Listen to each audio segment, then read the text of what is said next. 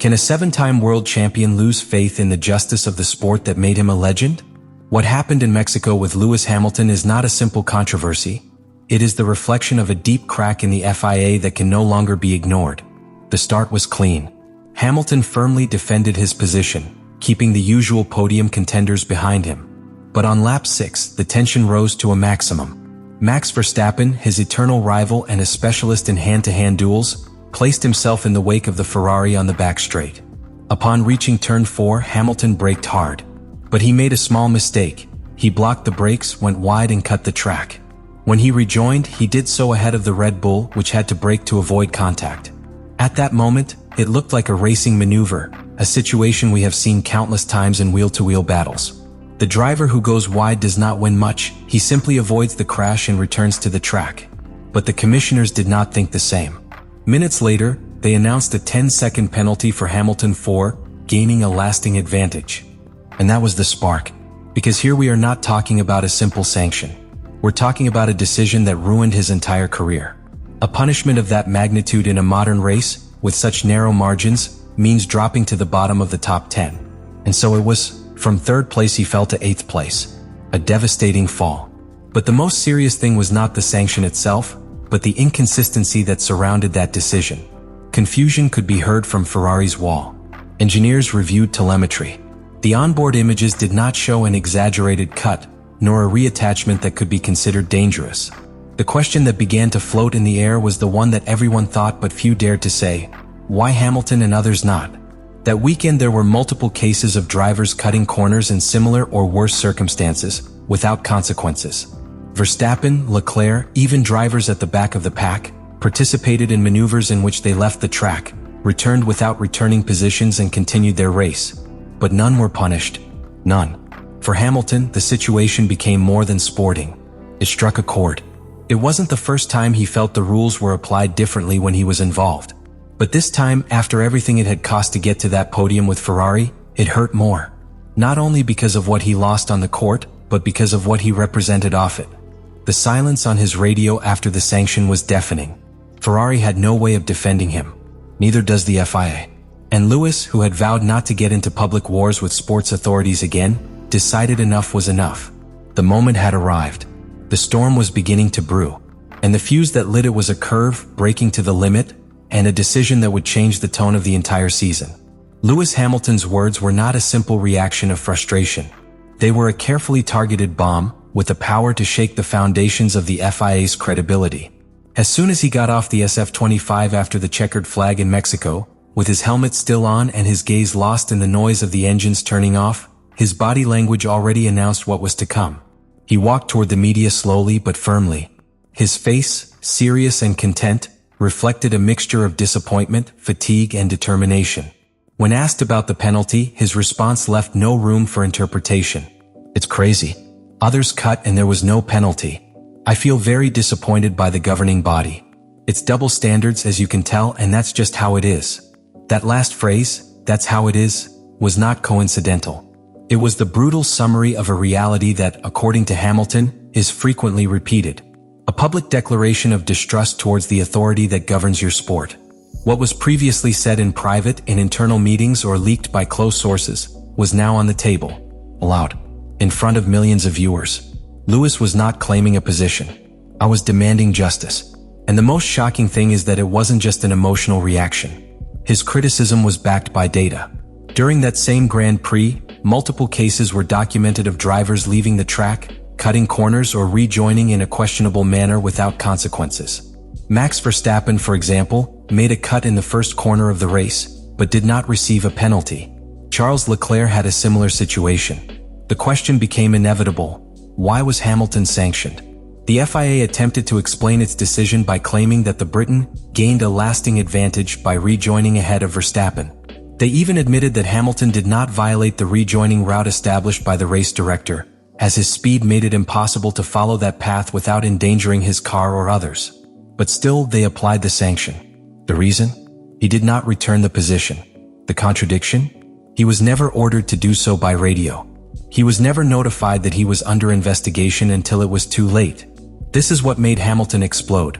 The ambiguity of the regulations, the lack of clear communication during the race, and the feeling that, once again, his maneuver was being judged by a different yardstick than everyone else.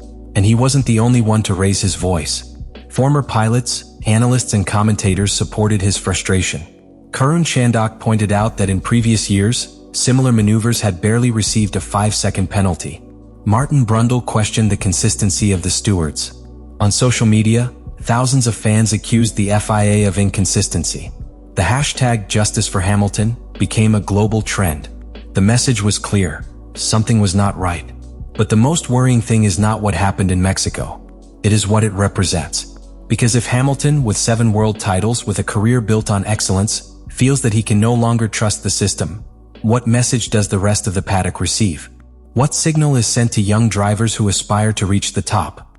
With this verbal bomb, Hamilton not only questioned a sanction, it called into question an entire culture of questionable decisions. Decisions that, at times, seem to respond more to political contexts, external pressures, or personal names, than to a clear and equitable technical regulation. And that's what makes this act more than just a post-race complaint. It is a declaration of principles. A reminder that even in the most technologically advanced sport in the world, the perception of justice is as fragile as the front wing of a car. It wasn't just Hamilton who broke out here. A global debate broke out that remains open, and that the FIA, if it wants to regain moral authority, will not be able to ignore it for much longer. Hamilton's punishment not only changed the outcome of a race, it altered the entire season's scoreboard, and the aftershocks were not long in coming. On a technical, political, and moral level, the incident in Mexico activated a series of consequences that go far beyond the lost podium. It was a catalyst for mistrust, a turning point in the relationship between drivers, teams, and the governing body of the sport.